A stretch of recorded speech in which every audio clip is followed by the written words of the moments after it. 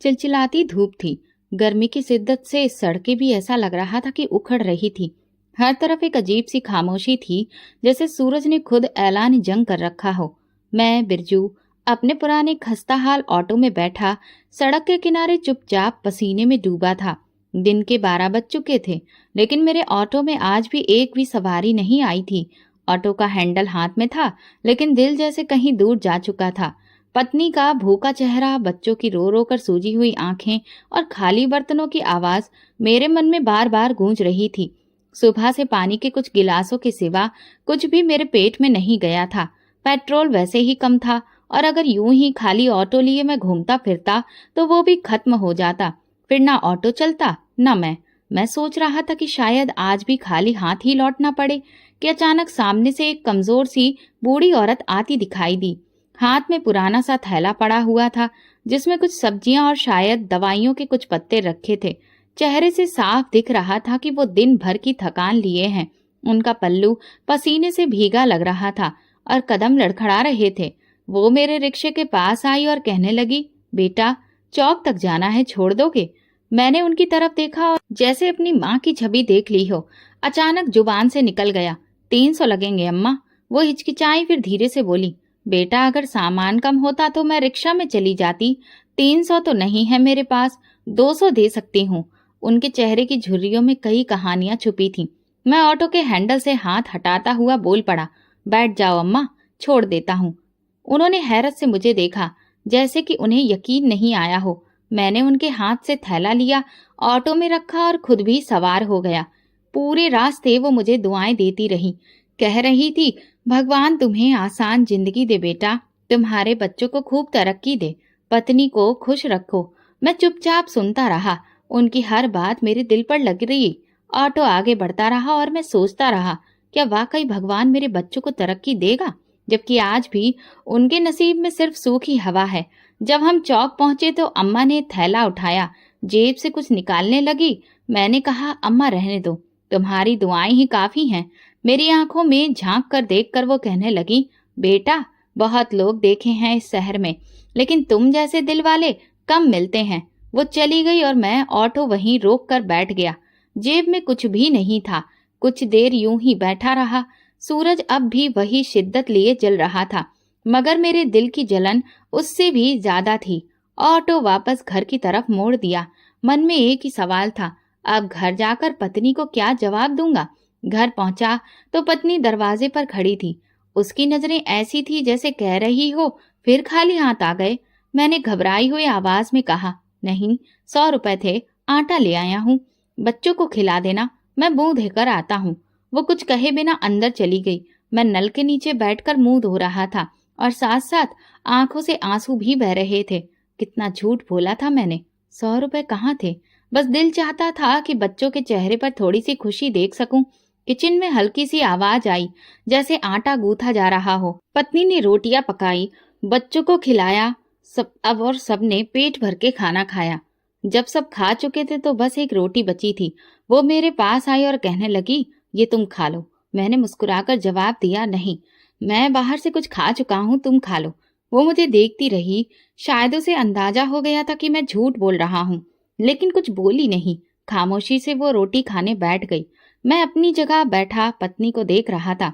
एक ऐसी औरत जो मेरे पास सब कुछ न होने के बावजूद भी मेरा साथ दे रही थी, जिसने जिंदगी के हर तूफान को सब्र के साथ जिया था और आज भी एक रोटी में हम दोनों की मोहब्बत बांट रही थी।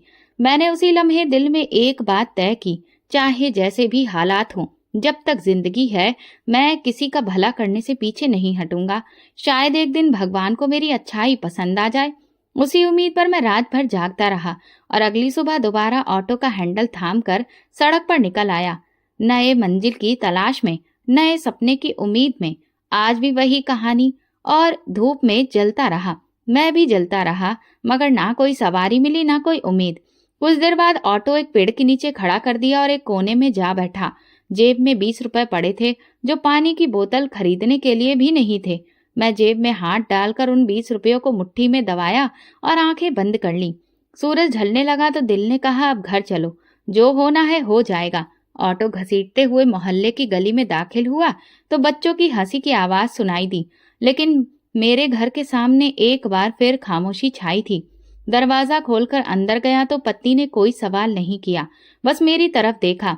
नजर वही थी जो दिन ब दिन और ज्यादा तीखी होती जा रही थी। वो खामोशी से अंदर गई, कुछ देर बाद वापस आई और मेरे सामने एक छोटा सा थैला रख दिया।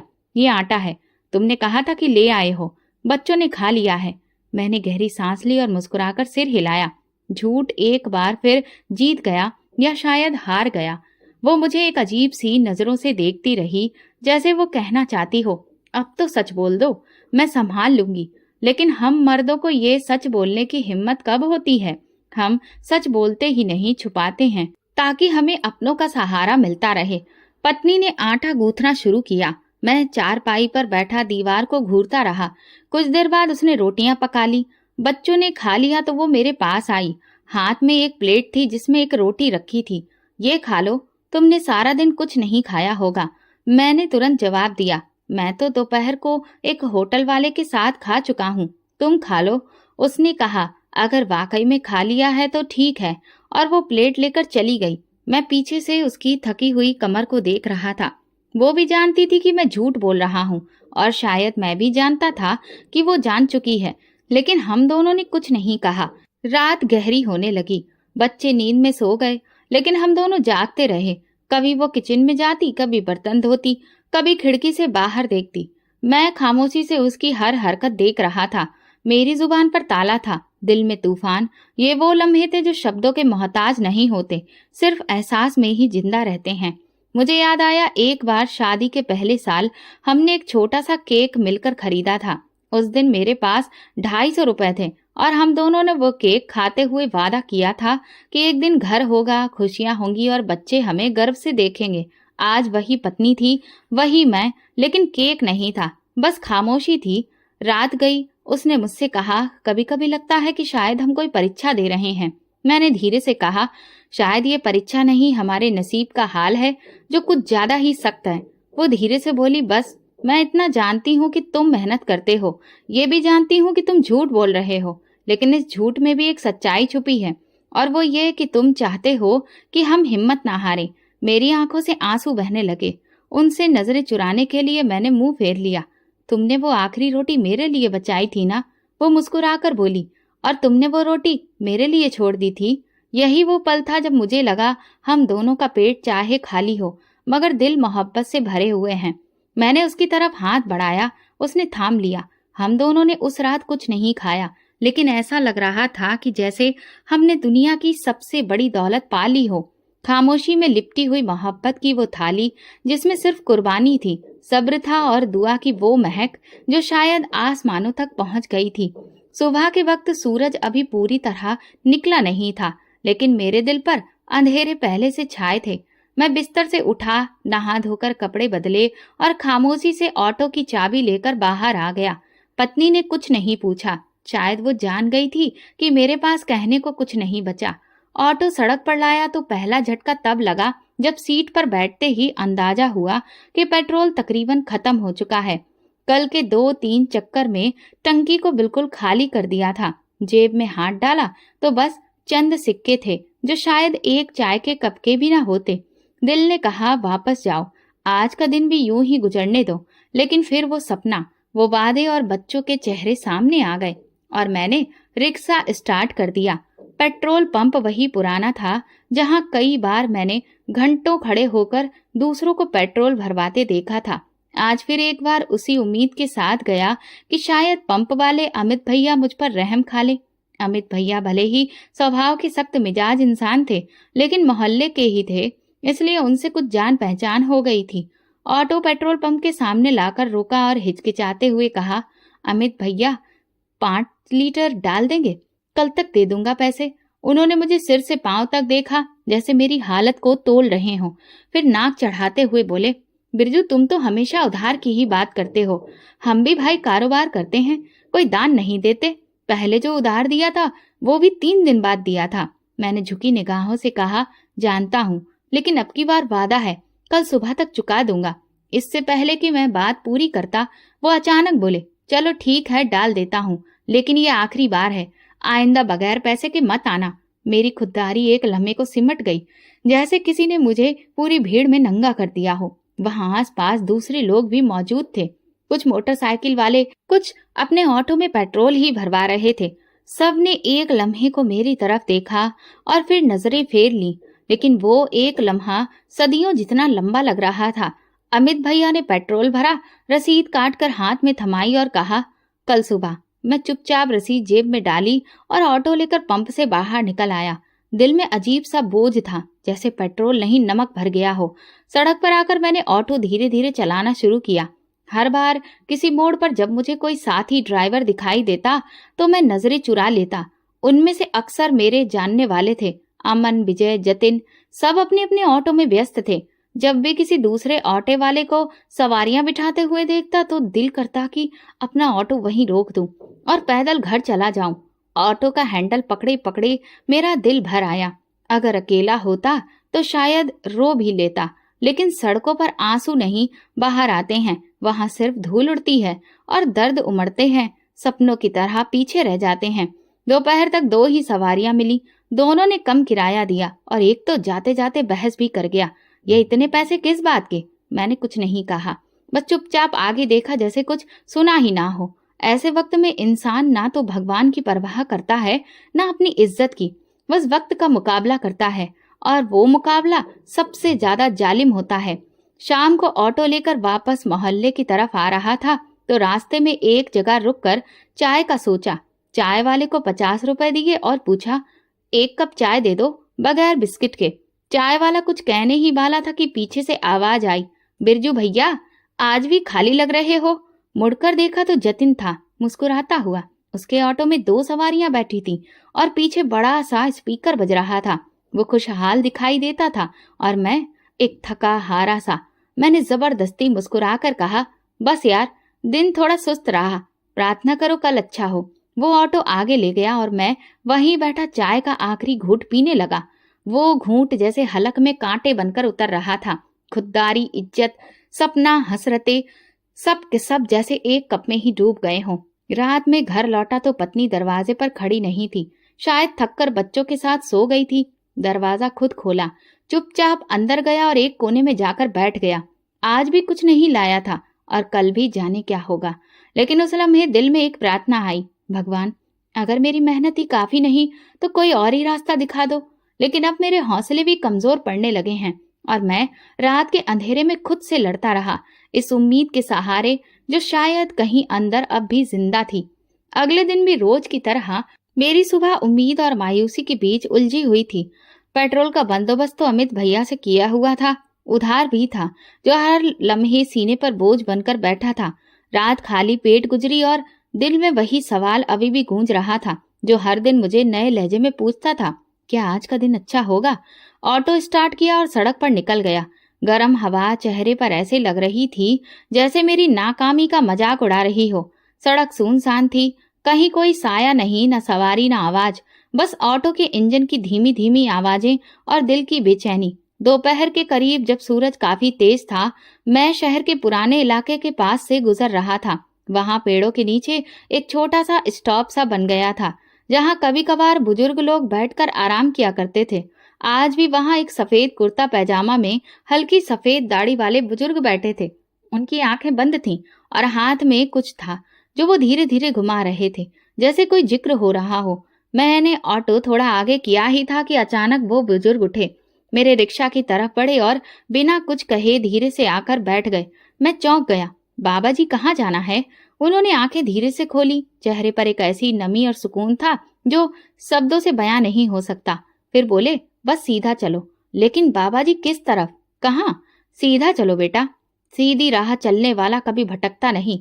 ये शब्द सुनकर जैसे वक्त थम गया हो, एक अजीब सा सुकून मेरे दिल पर छा गया।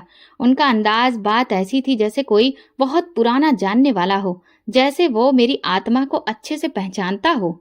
ऑटो चला तो मैं बार बार शीशे में उन्हें देखता रहा। उनके होंठ हिल रहे थे, हाथ में एक माला दिख रही थी जो वो धीरे धीरे घुमा रहे थे, और हर दाने के साथ वो कुछ शब्द अपने होठों से निकालते, लेकिन इतने धीरे कि मैं सुन नहीं पाया। रास्ते में दिल चाहा कि कुछ पूछूं, लेकिन अजीब सी हिचकिचाहट ने मुझे रोके रखा। दिल जैसे कह रहा हो, चुप रहो, ये इंसान आम नहीं है। 2 घंटे बीत गए, वो बार बार यही कहते रहे, सीधा चलो। शहर के गली कूचों, ऊंची नीची पुरानी सड़कों से गुजरते हुए वो एक दरवाजे के पास पहुंचकर ऑटो से उतर गए। मैंने सांस ली और तुरंत पूछा, बाबा जी किराया? उन्होंने मेरी तरफ देखा। उनकी निगाह में ना गुस्सा था न नरमी, बस एक गहराई थी, जैसे कई जमाने उनकी आंखों में ठहरे हों। बोले, भगवान के बंदों से पैसे नहीं मांगते बेटा, ये तो परीक्षा है और तुम्हें तो इनाम मिलेगा, अभी नहीं लेकिन जल्द ही। ये कहकर वो माला फेरते हुए कुछ पढ़ते रहे और धीरे धीरे उस दरवाजे की तरफ बढ़ते चले गए। मैं वहीं खड़ा रह गया, जैसे ऑटो के साथ मेरा वजूद भी थम गया हो। उनकी बातें, उनका लहजा, उनका माला पढ़ना, सब कुछ मुझे किसी और ही दुनिया का लगा। दिल ने कहा, चलो वापस, घर में तो बच्चे इंतजार कर रहे होंगे। ऑटो मोड़ा, लेकिन कुछ गज दूर जाकर इंजन बंद हो गया। पेट्रोल पूरी तरह से खत्म हो चुका था। मैंने ऑटो को हाथ से घसीटकर शहर के बीच लाना शुरू किया। धूप अब शरीर पर नहीं, दिल पर लग रही थी। हर कदम पर पछतावा हो रहा था। आखिर क्यों उस बुजुर्ग को बिठाया, क्यों उससे किराया नहीं लिया? लेकिन फौरन दिल से आवाज आई, ये वो सवाल नहीं जो तुम करना चाहते हो। तुम सिर्फ गुस्से में हो, तकलीफ में हो, लेकिन दिल के किसी कोने में तुम जानते हो वो इंसान आम नहीं था। ऑटो को घसीटते हुए जब मोहल्ले की गली में दाखिल हुआ तो कदम जैसे पत्थर के हो गए। सूरज ढलने आया था, लेकिन माथे से पसीना बह रहा था।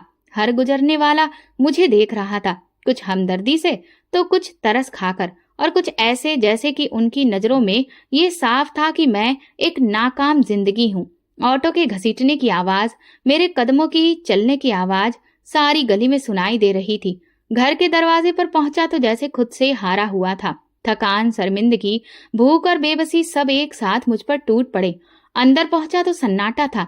पत्नी शायद किचन में थी, बच्चे कहीं कोने में सोए होंगे। मैंने ऑटो दीवार के साथ खड़ा किया और अंदर जाते ही पत्नी की आवाज सुनाई दी, आखिर कब तक यूं ही खाली हाथ आते रहोगे? मैं दंग रह गया।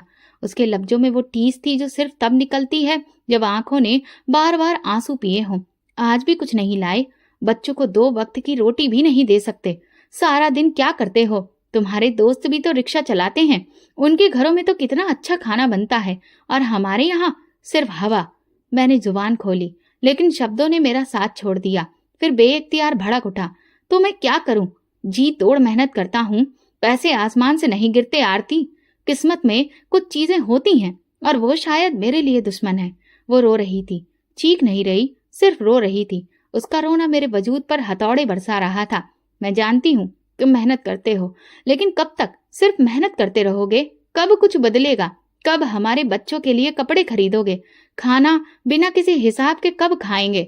मैंने चारपाई की पट्टी पर जोर से मुक्का मारा और उठकर कमरे से बाहर आ गया। दीवार से टेक लगाकर आंखें बंद कर ली। अंदर से पत्नी के सिसकने की आवाजें आ रही थी। मैं जानता था वो कमजोर नहीं थी, लेकिन गरीबी इंसान के अंदर की मजबूत मिट्टी को भी हिला देती है। कुछ पल गुजरे, पत्नी दरवाजे पर आई। उसकी आवाज धीमी और थकी थी। बच्चे अभी तक भूखे हैं, तुमने तो कम से कम कुछ खाया होगा, उनके बारे में भी सोचो। मेरे पास कुछ भी नहीं है आरती। आज सिर्फ एक बुजुर्ग बैठे जिन्होंने किराया दिया ही नहीं। फिर मैंने उनसे उन बाबा जी के बारे में उसे सब कुछ बताया।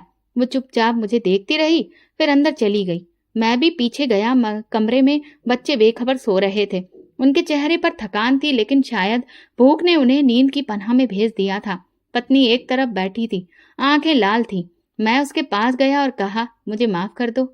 मेरे बस में होता तो मैं तुम्हारे और उन बच्चों के लिए दुनिया की हर खुशी खरीद लेता, लेकिन आज मेरे हाथ खाली हैं, दिल भरा हुआ और जमीर जख्मी है। वो मेरे कंधे पर हाथ रखकर बोली, मैं तुमसे ज्यादा अपने आप से नाराज हूँ। पहली बार ऐसा हुआ कि हम दोनों एक दूसरे के शब्दों से नहीं, खामोशी से जुड़े। उस रात भी कुछ नहीं खाया, पेट खाली था, दिल में बेनाप सा बोझ। कमरे में अंधेरा था, पंखा धीरे धीरे घूम रहा था और हम दोनों अपनी मायूसियां और सपने बांट रहे थे। मैंने चुपके से दिल में फैसला किया कि अगली बार अगर वो बुजुर्ग दोबारा मिले तो मैं ना सिर्फ उनकी बात समझूंगा, बल्कि उनके हर शब्द को दिल में उतारूंगा। लेकिन उससे पहले मुझे अपने खुद के जख्म भरने होंगे, ताकि मैं दोबारा खड़ा हो सकूं। मुझे समझ आ चुका था कि कुछ न कुछ जरूर बदलने वाला है। सुबह हुई, लेकिन रात मेरी आंखों में कटी थी। कोशिश की, मगर खामोशी, भूखे सोते बच्चों के चेहरे, सब जैसे किसी फिल्म की तरह मेरी आंखों के सामने चल रहा था। पत्नी किचन में नहीं थी। दरवाजे पे नजर गई तो देखा वो कुछ कपड़े एक बैग में डाल रही थी। बच्चे पास बैठे थे, खामोश, सहमे हुए। मैंने हैरानी से पूछा, ये क्या हो रहा है आरती? उसने मेरी तरफ देखा और फिर धीरे से बोली, अब बस बहुत हो गया। अब बच्चों को लेकर मैं मायके जा रही हूँ। माँ के घर में शायद एक वक्त की रोटी तो मिल जाएगी। उसके ये शब्द मुझे तीर की तरह चुभे और आंखों में आंखें डालने की हिम्मत भी नहीं बची। मैं कुछ ना बोला। आरती देखो, अब कुछ मत कहो। मैं जानती हूँ तुमने मेहनत की है, लेकिन भूख, बच्चों की खामोश आंखें और खाली बर्तन अब बर्दाश्त से बाहर है। शायद मुझे मेरे मायके में कुछ सुकून मिले, तुम्हें भी और मुझे भी। वो बाहर निकल गई। बच्चों को चुपचाप उंगली पकड़कर साथ ले गई। दरवाजा बंद हुआ तो ऐसा लगा जैसे जिंदगी का सबसे कीमती हिस्सा मुझसे छिन गया हो। मैं चारपाई पर बैठ गया। दिल जैसे टुकड़ों में बट गया। खामोशी ऐसी थी जैसे पूरा मोहल्ला सुन रहा हो कि बिरजू की पत्नी बच्चे लेकर चली गई। घंटा यूं ही बैठा रहा, हाथों में चेहरा छुपाए। कभी दरवाजे को देखता तो कभी खुद को। रात को बिस्तर पर लेटता तो नींद आंखों से कोसों दूर थी। मुझे हमारी शादी की पहली रात याद आई, जब आरती ने जागते हुए कहा था कि मैं सादी जिंदगी पसंद करती हूँ, बस जिसमें सच्चाई हो, इज्जत और सुकून हो। मैंने हंसते हुए वादा किया था कि ये सब होगा, तुम मेरा साथ दे देना। कितनी अजीब बात है, वादा मैंने किया, निभाया उसने। मैंने उसे कुछ नहीं दिया, न अच्छे कपड़े, न सैर सपाटा, न खुशियां, लेकिन वो हर हाल में मेरे साथ रही। कभी शिकायत नहीं की, कभी सवाल नहीं किया। हर बार मेरे झूठ को चुपचाप बर्दाश्त करती रही। हर बार बच्चों की भूख पर अपना दिल मारती रही। और जब वो रूठ गई तो शायद मैं खुद से रूठ गया। आंखें बंद की तो उसके आखिरी शब्द कानों में गूंज रहे थे, शायद एक वक्त की रोटी मिल जाए। दिन में दर्द उठा, ऐसा लगा जैसे मैं सब कुछ हार चुका हूँ, सिर्फ पत्नी नहीं, अपनी जमीन भी। सुबह उठा तो मन हताश था, इसलिए मंदिर चला गया। भगवान के सामने बैठा तो आंसू निकल पड़े। मैंने उस औरत को तकलीफ क्यों दी जो हमेशा मेरे साथ खड़ी रही? हे भगवान, मुझ पर रहम करो। बस कैसे भी मेरी पत्नी का दिल बदल दो, वो मेरा घर फिर से आबाद कर दे। घर लौटा तो कुछ हल्का लग रहा था। कपड़े बदले, चाय पी और सीधा अपने ससुराल गया। बहुत ही चाहत लग रही थी, लेकिन नीयत साफ थी। दरवाजे पर पहुंचा तो आरती की छोटी बहन मिली। उसने मुझे हैरत से देखा, फिर अंदर बुला लिया। आरती आंगन में बैठी थी, बच्चे आसपास खेल रहे थे। उसने मुझे देखा तो चेहरा सुन्न हो गया। मैं उसके सामने हाथ जोड़कर बैठ गया और कहा, मैं तुमसे माफी मांगने आया हूँ आरती। वो कुछ देर चुप रही, फिर बोली, माफी से पेट नहीं भरता, लेकिन नीयत बदल सकती है। आरती, मैं जानता हूँ कि तुम थक चुकी हो, लेकिन मैं भी अब वो बिरजू नहीं रहा। कल रात पहली बार मैंने खुद को आईने में देखा और बहुत शर्मिंदा हुआ। वो बच्चों की तरफ देखते हुए बोली, तुम्हें यकीन है कि सब बदलेगा? मैंने कहा, नहीं, लेकिन उम्मीद है। और अब की बार वो उम्मीद प्रार्थनाओं से जुड़ी है, और तुम्हारे बिना ये प्रार्थना अधूरी है। आरती की आंखें भर आईं, लेकिन उसने हाथ बढ़ाकर कहा, चलो घर चलते हैं। वापसी का रास्ता मेरे दिल के बोझ को हल्का करता जा रहा था। इस बार वो मेरे साथ थी, बच्चों के साथ और एक नई उम्मीद के साथ। शायद सब कुछ अब भी वैसा ही हो, वही ऑटो, वही तंग हाली, लेकिन एक बात जरूर बदल गई थी। अब हम फिर से एक साथ थे, और यही सबसे बड़ी दौलत थी। अगली सुबह मैंने हिम्मत की, पुराने दोस्त नवीन के पास गया। वो कभी मेरे साथ स्कूल में पढ़ता था, लेकिन किस्मत ने उसे किसी दुकान पर सेल्समैन बना दिया था, जहां तनख्वाह तो कम थी, लेकिन वक्त पर आ जाती थी। नवीन कुछ दिन का उधार चाहिए, सिर्फ इतना कि ऑटो में पेट्रोल डलवा सकूं। नवीन ने एक पल मुझे देखा, फिर जेब से कुछ नोट निकालकर थमा दिए। बिरजू, मुझे याद है जब हम बच्चे थे तो तुमने मेरे लिए स्कूल में किताब खरीदी थी। आज वही कर्ज लौटा रहा हूँ। मैंने नजरें झुकाकर धन्यवाद कहा। दिल अजीब सी नरमी से भर गया था। ऐसा लगा जैसे शायद प्रार्थनाएं अब रास्ता बनाने लगी हैं। पेट्रोल डलवाकर ऑटो सड़क पर ले आया। अभी सूरज पूरी तरह से निकला नहीं था, लेकिन दिल में अजीब सी रोशनी महसूस हो रही थी।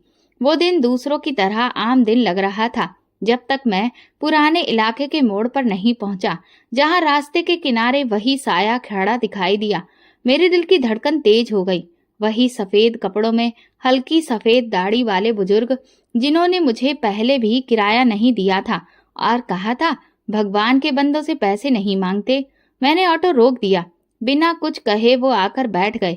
मैंने धीरे से पूछा, कहाँ जाना है बाबा जी? वो मुस्कुराए, जैसे मुझे पहचान लिया हो। कहाँ जाना है, ये तो तुम्हें पता होना चाहिए। मैं तो बस तुम्हें तुम्हारे ही रास्ते पर वापस ला रहा हूँ। मैं उनकी बात पूरी तरह समझ नहीं पाया, लेकिन दिल किसी राज को ढूंढने लगा और ऑटो चल पड़ा। रास्ते में वो माला निकाल कर जपने लगे। मैंने शीशे में देखा, उनके होंठ हिल रहे थे। फिर कुछ दूरी पर पहुंचने पर उन्होंने मुझे रुकने को कहा। ऑटो से उतरते हुए वो मेरे पास आए और माला मेरे हाथ में थमाकर धीरे से बोले, भगवान की पूजा पाठ करो बेटा, वही तुम्हारे दिल के दरवाजे को खोलेगा। लेकिन याद रखना, दरवाजे सिर्फ उनके लिए खुलते हैं जो दस्तक देना जानते हैं। मैंने माला हाथ में ली, जैसे किसी बहुत ही पवित्र चीज को छू रहा हूँ। वो बुजुर्ग धीरे धीरे चलते हुए गली में खो गए और मैं वहीं खड़ा रहा। दिल में हलचल थी, जैसे सीने के अंदर कुछ जागने लगा हो। घर लौटा तो आरती ने पूछा, कोई सवारी मिली? मैंने उसे माला दिखाई और कहा, आज एक और मुलाकात हुई उन्हीं बुजुर्ग से। वो हैरत से माला देखने लगी, फिर मेरे चेहरे की तरफ देखकर खामोश हो गई। जब सब सो गए तो मैं माला निकालकर पूरे मन से भगवान का नाम जपने लगा। मुझे ऐसा लगा कि जैसे बरसों का बोझ एक एक करके मेरे आंसुओं से बह गया। मैं थक गया हूँ भगवान, लेकिन अब मैं समझ चुका हूँ कि जो कुछ है बस तू ही है। मैं बहुत सारे इंसानों से मांगता रहा, लेकिन अब मैं तुझसे मांगता हूँ, मेरी खुददारी को ऐसे जाल में ना फंसने देना कि मैं फिर से टूट जाऊं। जब मैं माला जपने के बाद आराम से बैठा तो मुझे हकीकत का पता चला। वो कोई आम माला नहीं थी। उसके दाने हल्के से चमकने लगे थे, जैसे हर एक दाने में कोई दिया जल रहा हो। मैं घबरा गया, आंखें मली, दोबारा देखा, वही रोशनी मेरी जेब में थी जिसे चांदनी सिमट आई हो। दिल धड़कने लगा, लेकिन खौफ नहीं था, यकीन था। मैंने उस माला को सीने से लगाया और कमरे की खिड़की से बाहर आसमान की तरफ देखा। मुझे लग रहा था कि ये कोई इत्तेफाक नहीं, वो बाबा जी, उनकी बातें, वो माला, सब कुछ भगवान की तरफ से एक संदेश था। मैंने फैसला किया कि अब मैं बरकत की तलाश में निकलूंगा। अब वो माला सिर्फ मेरी नहीं रही थी, वो मेरे मन की जुबान बन चुकी थी। अगले दिन जब मैं अपने काम से लौटा तो समय निकालकर माला को एक बार फिर से फेरना शुरू किया। लेकिन ये क्या, अचानक मैंने देखा कि माला से खून की बूंदें गिरने लगी। ये देखकर मेरा दिल सदमे में आ गया और मैं हड़बड़ा उठा। लेकिन तभी अचानक ऐसा लगा कि वो खून के धब्बे गायब हो चुके थे। मैंने हथेली फर्श पर मारी, लेकिन वहां कुछ भी नहीं था। ये शायद मेरा वहम था या कोई सपना, ये कुछ और था, मैं नहीं जानता। मुझे बस इतना पता था कि मैं जाग रहा हूँ। मेरी सांसें तेज थीं, आंखें नम और दिल बेकाबू। कमरे में बिल्कुल खामोशी थी, लेकिन दिल में तूफान उठने लगा। मैंने उस माला को अपनी हथेलियों के बीच दबा लिया, आंखें बंद की और भगवान से कहा, तुम भला मुझे क्या दिखाना चाहते हो? उसी वक्त एक अजीब सा एहसास दिल में जगा। क्या वो खून के कतरे मेरे दुखों की परछाई थे या मेरे किसी गुनाह का बोझ? कुछ समझ ही नहीं आ रहा था।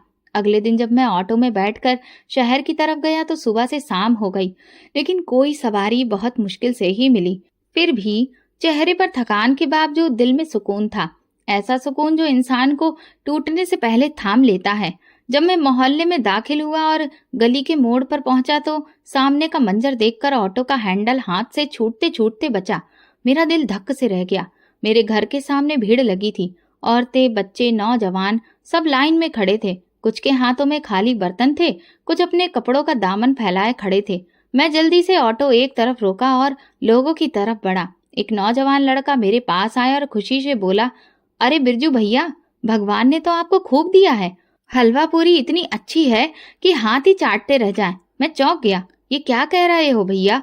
बोला, अरे आपके घर से तो डोंगियां निकली हैं जो सबको बांटी जा रही हैं। सब लोग आपको दुआएं दे रहे हैं। मैं कुछ बोल ना सका, जल्दी से आगे बढ़ा और जब घर के दरवाजे पर पहुंचा तो हैरान रह गया। आरती किचन के दरवाजे पर खड़ी लोगों को प्लेटों में हलवा पूड़ी दे रही थी। बच्चों के चेहरे खिल रहे थे और वो उन डोंगियों के पास बैठे खुशी से शोर मचा रहे थे। मेरे कदम जैसे थम गए, आंखें फटी की फटी रह गईं। आरती, ये सब कहाँ से आया? उसने मुझे देखा और मुस्कुराई, फिर प्लेट में हलवा पूड़ी निकालते हुए बोली, एक बुजुर्ग आए थे, सफेद दाढ़ी वाले, वही जिनका जिक्र तुम करते हो। उन्होंने एक गाड़ी से 6 डोंगियां निकलवाई, हमारे घर में रखवाई और कहा, भगवान के नाम पर बांटो, वो तुम्हें और देगा। मैं दंग रह गया। क्या वही बुजुर्ग थे? हाँ, वो बोली। मैं उनकी आंखों में एक अजीब सा सुकून देख रही थी। इतना कहकर वो चले गए थे। मैंने पूछा भी आप कौन हैं, कहाँ से आए हैं, तो मुस्कुराकर बोले हमें पहचानने के लिए नजर चाहिए और देने के लिए नियत। फिर वो चले गए। ऐसा लगा कि जैसे मेरी प्रार्थनाओं का जवाब मुझे भगवान ने दिया हो। ये हलवा पूरी, ये खुशबू, ये सब सच्चाई है। आरती ने पलटकर मुझे देखा। हाँ, ये सब सच है। बात तो ये है कि जितनी बनाती जा रही हूँ वो डोंगियां खाली नहीं हो रही। मैं उन बर्तनों में झांक कर देखता तो वे सच में हलवा पूरी से भरे पड़े थे, जो खत्म ही नहीं हो रहे थे। मेरी आंखें नम हो गईं। मैं जमीन पर बैठ गया और दोनों हाथों को चेहरे पर रख लिया। लोग आ जा रहे थे। आरती खाना बांट रही थी। बच्चे हंस रहे थे। मैं खामोशी से रो रहा था। ये आंसू खुशी के नहीं थे, ये शुक्र अदा करने के थे। जैसे कि भगवान किसी गुनहगार की पुकार सुन ले और जवाब खुद जमीन पर भेज दे। कुछ देर बाद आरती मेरे पास आई और कंधे पर हाथ रखकर बोली, तुम्हें भगवान ने याद किया है, इसीलिए उन्होंने अपने बंदे को तुम्हारे पास भेजा। मैंने उससे कहा, आरती, मैं कल रात माला फेर रहा था जिसमें सिर्फ मेरा दिल डूबा था, शब्द नहीं, और आज भगवान ने जवाब भेजा। वो मुस्कुराई और शायद अब वो वक्त आ गया था कि हम भी वो करने लगे जो हमसे पहले कभी ना हो सका, लोगों को देना। मैंने सिर हिला दिया। हाँ, शायद यही राज है तरक्की का, किसी को कुछ देना बिना किसी हिसाब किताब के। मैं देख रहा था कि लोग जाते हुए हाथ उठाकर हमें दुआएं दे रहे थे। आरती के चेहरे पर वो सुकून था जो वर्षों बाद लौटा था। उसी दिन पहली बार मुझे यकीन आया कि चमत्कार अब भी होते हैं, और जब भगवान देता है तो वो किसी के भी हाथों भेज सकता है, जैसे उस बुजुर्ग के हाथों भेजा था।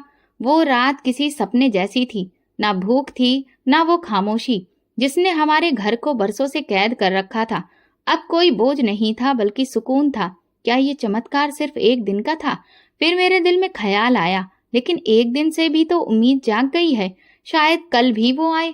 अगली सुबह मैं माला लेकर भगवान से प्रार्थना करके अपना ऑटो लेकर सड़क पर निकला तो महसूस हुआ जैसे हवा भी आज नरम हो गई हो।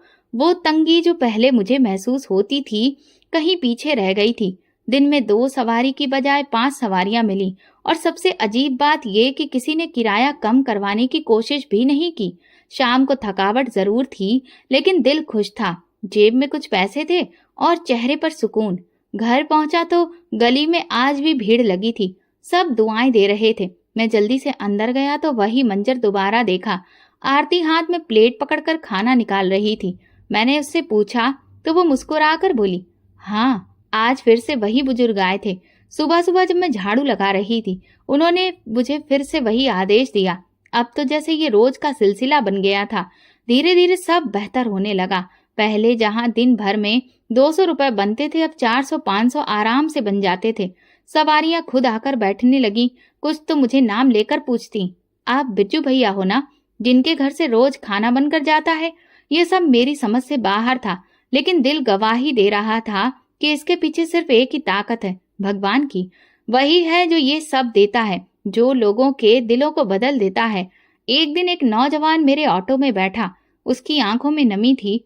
रास्ते भर वो चुप रहा, लेकिन उतरते वक्त बोला, बिरजू भैया, आपको पता नहीं, आपके दिए खाने ने मेरी पत्नी की जान बचा ली। वो 2 दिन से भूखी थी, और जब कल आपके घर से खाना मिला तो मैंने पहली बार उसकी आंखों में खुशी देखी। मैंने नजर झुका ली। होठों पर शुक्र था, आंखों में नमी। रात को मैंने आरती से कहा, अब मुझे समझ आ रहा है, असली तरक्की सिर्फ अपनी इज्जत और नाम को बचाने में नहीं, बल्कि किसी और के खाली बर्तन को भरने में है। वो हल्के से मुस्कुराई और बोली, हम तो बस हाथ हैं, देने वाला वही है। उन दिनों में मेरी सोच बदलने लगी थी।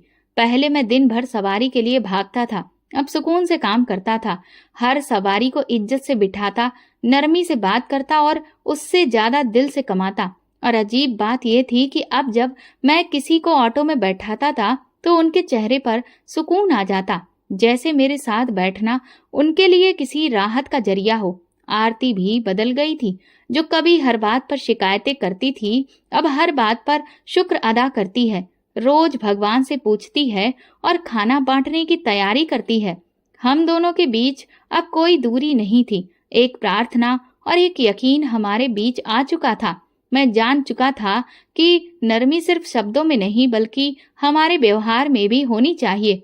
सच सिर्फ जुबान से नहीं, बल्कि दिल से भी बोला जाए तो असर करता है। और तरक्की सिर्फ कमाने से नहीं, बल्कि बांटने से भी बढ़ती है। एक दिन शाम के वक्त जब सारा खाना बन चुका था और मोहल्ला खामोशी की चादर ओढ़ने लगा, मैं अकेला घर के पिछवाड़े में बैठा हुआ था। माला को उंगलियों में घुमा रहा था। आरती बच्चों को सुलाने अंदर जा चुकी थी और मेरे आसपास रात का सुकून था। नजरें आसमान पर टिकी थीं और दिल में कई सवाल पैदा हो रहे थे। आखिर वो वक्त क्यों आया था? वो दिन जब घर में कुछ नहीं था, न जुबान पर सुकून था और न दिल में शांति थी। मैंने अपनी जिंदगी को पलट कर देखना शुरू किया। वो वक्त याद आया जब मेरे पास कुछ थोड़ा बहुत था। कभी कुछ बच जाता था, लेकिन कभी भी किसी को देने का ख्याल नहीं आया। कभी किसी भूखे को खाने की पेशकश नहीं की, ना किसी गरीब का हाल पूछा। मेरे लिए पैसे का मतलब मेरे जेब में आने वाली रकम थी, जिसे बचाना, संभालना और सब अपनों पर ही खर्च करना मेरा असली मकसद था। तभी मुझे कुछ बरसों पहले का एक वाकया याद आया। एक इंसान मेरे ऑटो के पास आया था। उसके कपड़े गंदे थे, चेहरे पर थकान थी और हाथ में छोटा सा थैला था। उसने कहा, भैया पैसे नहीं हैं, लेकिन मेरी माँ अस्पताल में है, क्या तुम मुझे छोड़ सकते हो? मैंने खाली मुस्कुराहट के साथ कहा था, भैया ये ऑटो किसी खैरात का जरिया नहीं, कारोबार है। और फिर मैं आगे बढ़ गया था। आज याद आया तो दिल जैसे किसी ने मुट्ठी में जकड़ लिया। मेरे अंदर की आवाज बोली, शायद वही दिन था जब मेरी किस्मत से तरक्की को अलग कर दिया गया। मैं अपने अंदर झांकने लगा। मुझे वो सब चेहरे याद आने लगे जिन्हें मैंने कभी नजरअंदाज किया। वो सब हाथ जो मुझे कुछ मांगने के लिए बढ़े थे, मैंने उन्हें झटक दिया था। मेरी जिंदगी में जो तंगी थी वो सिर्फ तुम्हारी हालत की वजह से नहीं, मेरी नीयत की तंगी थी, मेरी सोच की तंगी थी। और अब जब वो बुजुर्ग आए जिन्होंने मुझे ये माला देकर एक नया रास्ता दिखाया है, अब सब बदलने लगा है। अब मैं ऑटो चलाता हूँ तो कोई बुजुर्ग नजर आ जाए तो मैं उन्हें नमस्कार बोलता हूँ। रास्ते में कोई बच्चा मिल जाए तो उसे पानी पिलाता हूँ। जो कभी सिर्फ अपनी फिक्र करता था, अब दूसरे चेहरों को अपना मानकर देखता है। एक दिन मैंने ऑटो रोका तो सड़क किनारे बैठा एक मजदूर दिखा। हाथ में रोटी थी, लेकिन सब्जी नहीं थी। मैंने अपना दोपहर का खाना जो आरती ने मुझे दिया था वो निकाला और उसके सामने रख दिया। वो चौंका, फिर मुस्कुराकर बोला, भैया भगवान तुम्हें और देगा। मैंने कहा, हाँ, अब मैं जान गया हूँ, भगवान उसे देता है जो बांटना जानता है। फिर मैंने कुछ बचत से एक छोटी सी रोटी की टोकरी तैयार की। रोज सुबह एक तरफ रख देता और शाम तक जितने भी जरूरतमंद नजर आते उन्हें पेश करता।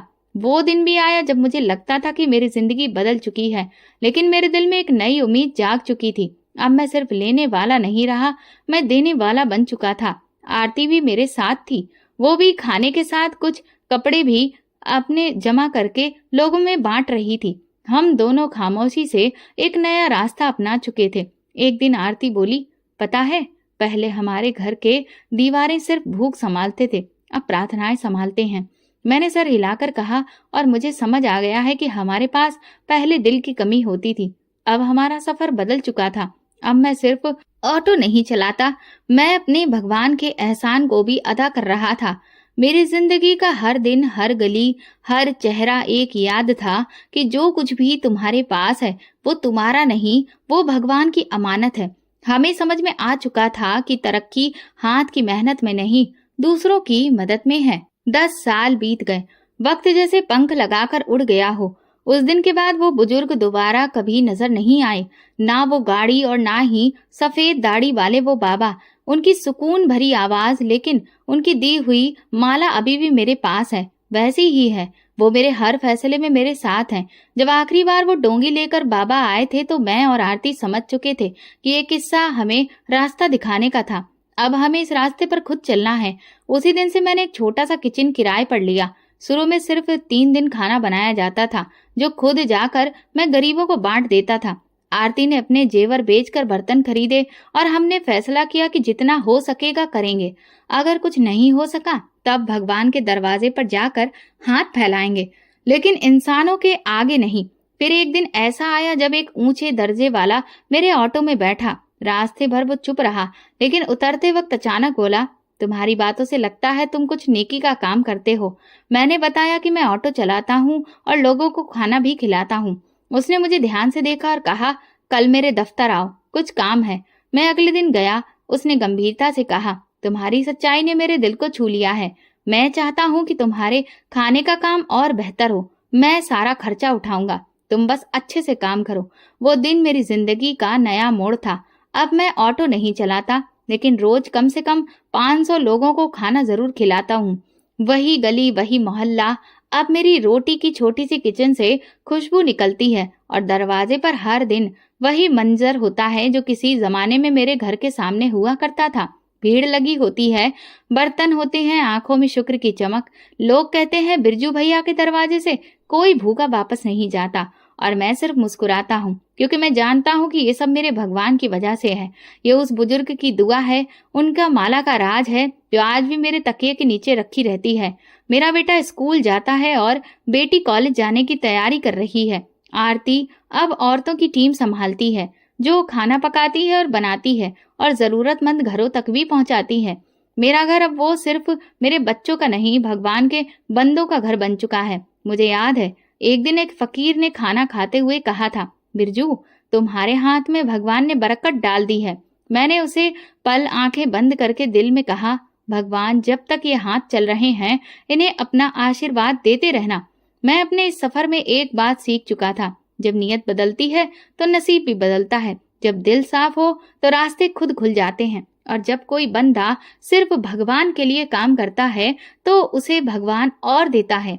फिर सारी दुनिया की दौलत भी उसके मुकाबले में कम लगती है। मैं बुजुर्ग को कभी भी नहीं भूल सकता। यही मेरी जिंदगी की कहानी है, बिरजू की कहानी, जो कभी एक सिक्का बचाने के लिए इनकार कर देता था और आज बिना मांगे देता है, क्योंकि उस रात मैं समझ चुका था कि तरक्की हिसाब से नहीं, नीयत से आती है। और मेरे लिए सबसे बड़ा चमत्कार यही है कि मैं अब सिर्फ तरक्की के लिए नहीं, प्रार्थना और दुआओं के लिए कमाता हूँ। जहाँ दिल साफ हो तो मदद का जज्बा अपने आप पैदा हो जाता है, और भगवान खुद हमारे सामने ऐसे रास्ते खोल देता है जिनके बारे में इंसान कभी सोच भी नहीं सकता। तो दोस्तों, अगर आपको हमारी कहानी पसंद आई हो तो कमेंट करके जरूर बताएं। वीडियो को लाइक करें और ज्यादा से ज्यादा शेयर करें। अगर आप चैनल पर नए हैं तो सब्सक्राइब जरूर करें और नोटिफिकेशन बेल दबाएं ताकि अगली अपडेट सबसे पहले आपको मिले। धन्यवाद।